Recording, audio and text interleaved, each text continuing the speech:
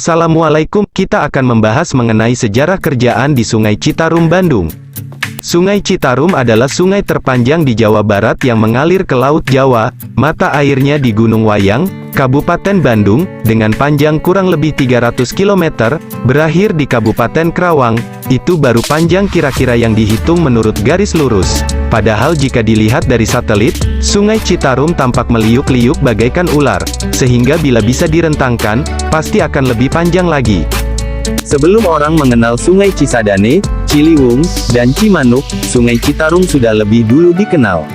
Kisah sejarah menyebutkan bahwa pada abad ke-5 Masehi, di dekat Muara Citarum sudah berdiri Kerajaan Tarumanegara yang dikenal sampai negeri Tiongkok.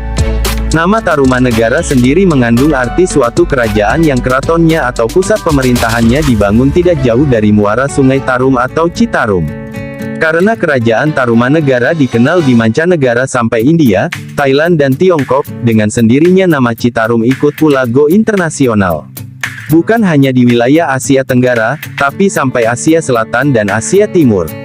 Kemungkinan besar, orang-orang Tarumanegara lah yang pertama kali memberi nama Citarum kepada sungai yang mengagumkan itu. Ketika leluhur mereka mendarat di muara Sungai Citarum, kemudian mereka membangun pemukiman di situ, dan menemukan di sepanjang sungai tumbuh tanaman nila atau tarum yang saat itu memiliki nilai ekonomis tinggi.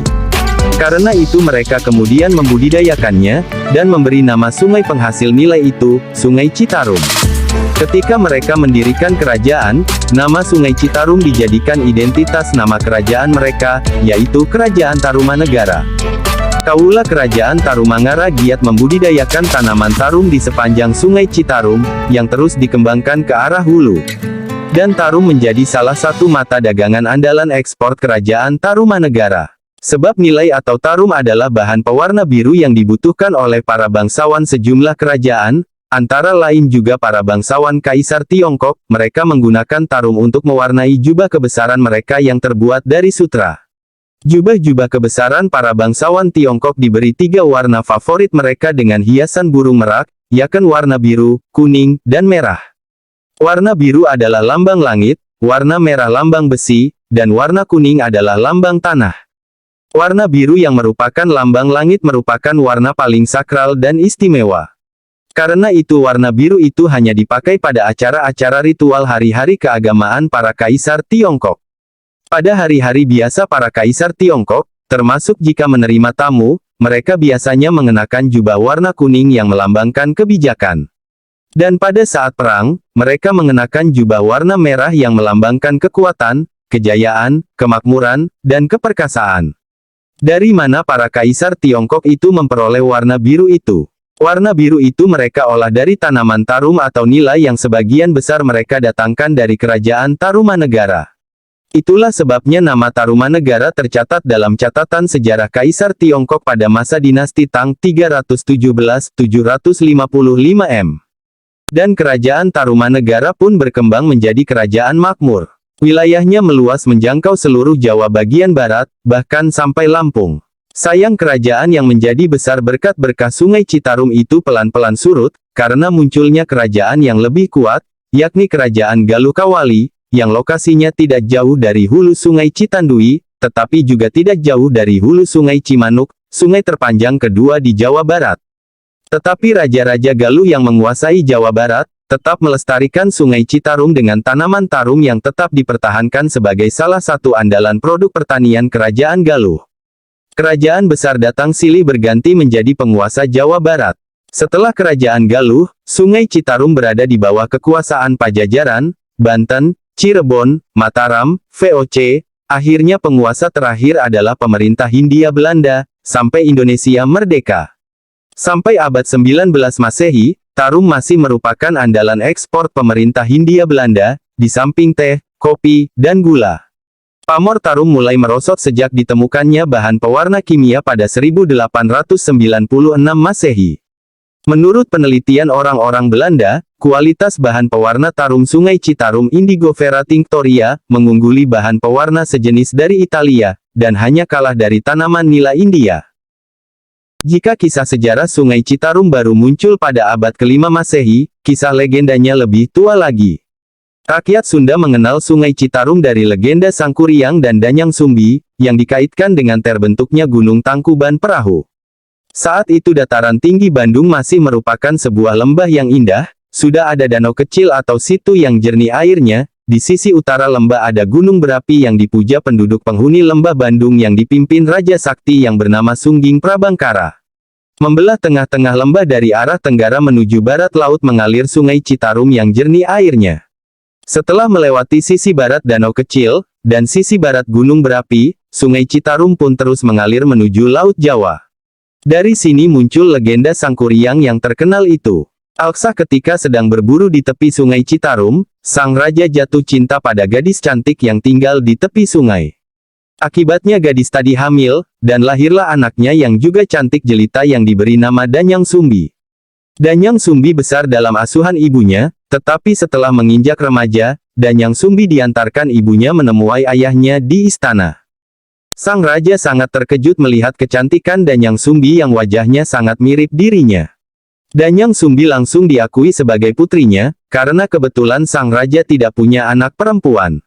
Akhirnya Danyang Sumbi tinggal di istana raja, sedang ibunya milih kembali ke kampungnya di tepi Sungai Citarum. Selama tinggal di istana, Danyang Sumbi belajar menenun, dan tenunannya pun sangat halus, tidak ada yang dapat mengalahkannya. Karyanya dijadikan bahan rebutan para ksatria. Sementara itu, Danyang Sumbi terus tumbuh menjadi gadis cantik Sweet Seventeen yang mulai dilirik para punggawa ayahnya. Lamaran lewat ayahnya pun datang bertubi-tubi. Tapi Danyang Sumbi yang gemar tirakat dengan berpuasa sampai 40 hari itu, selalu menolak setiap lamaran yang datang kepada ayahnya. Kepada ayahnya, Danyang Sumbi mengaku belum tertarik punya suami karena dia masih terus tirakat agar dewa mengabulkan keinginannya. Apa keinginan Danyang Sumbi? Dia ingin menjadi wanita yang tetap cantik dan awet muda sampai usia tua, sekalipun kelak dia harus melahirkan dan punya anak dari seorang suami yang dicintainya. Jika itu yang menjadi tekadmu, ayah hanya mendoakan semoga dewa mengabulkan keinginanmu, kata sang raja yang mengabulkan keinginan Danyang Sumbi tinggal di tepi Sungai Citarum, dekat situ Bandung, tidak jauh dari hutan tempat tinggal ibunya. Bahkan sang raja pun membuatkan rumah panggung atau rangon untuk tempat tinggal Danyang Sumbi, sambil mengisi kesibukan sehari-harinya dengan menunun. Dengan tinggal di luar istana, Danyang Sumbi dapat menghindari lamaran lelaki punggawa ayahnya yang terpikat pada kecantikannya dan ingin memperistrinya. Secara rutin sang raja mengirimkan punggawanya untuk memasok perbekalan makanan dan benang tenun, serta mengambil kain tenun yang telah jadi untuk dibawa kembali ke istana raja. Tidak dikisahkan apakah kain tenunan Danyang Sumbi di istana raja lalu dibatik dengan warna biru dari tanaman tarum yang banyak tumbuh di tepi Sungai Citarum. Cerita pun terus bergulir, bahwa sang raja Sungging Prabangkara beserta kaulannya adalah pemeluk agama Hindu Brahma. Mereka memuja Dewa Brahma dengan secara rutin melakukan sesaji kurban di puncak gunung berapi di utara lembah Bandung. Karena itu, Dewa Brahma pun dari istanya di Suralaya, secara rutin turun ke lembah Bandung. Sering pula singgah sebentar di Sungai Citarum, sebelum meneruskan perjalanan ke puncak gunung untuk menerima sesaji dari sang Raja Prabangkara. Ternyata bukan hanya Dewa Brahma yang sering mendatangi Sungai Citarum di lembah Bandung yang indah dan menawan itu. Dewi Uma istri Batara Guru pun suka turun ke lembah Bandung dengan pengiringnya hanya untuk mandi di Sungai Citarum yang jernih airnya. Bagi para bidadari, Sungai Citarum merupakan sungai suci, karena para bidadarilah yang menanam tanaman tarum di sepanjang Sungai Citarum. Secara rutin para bidadari juga mendatangi Sungai Citarum. Bukan hanya untuk mandi, tetapi juga untuk memanen tanaman tarum, dan membawanya ke Suralaya. Di sana para bidadari mengubahnya menjadi bahan pewarna biru untuk membatik kain dan baju para bidadari dengan aneka motif dan corak yang didominasi warna biru. Suatu ketika terjadilah musibah yang menimpa Dewa Brahma. Ketika Dewa Brahma sedang melakukan kunjungan kerja seperti biasanya mendatangi lembah Bandung, tiba-tiba tanpa sengaja Dewa Brahma melihat Dewi Uma dengan pengiringnya sedang mandi di Sungai Citarum. Tentu saja mereka mandi tanpa mengenakan selembar benang pun yang menutupi tubuh molek sang Mahadewi dan pengiringnya. Melihat panorama yang langka itu, membuat Dewa Brahma lupa dan terpesona seketika.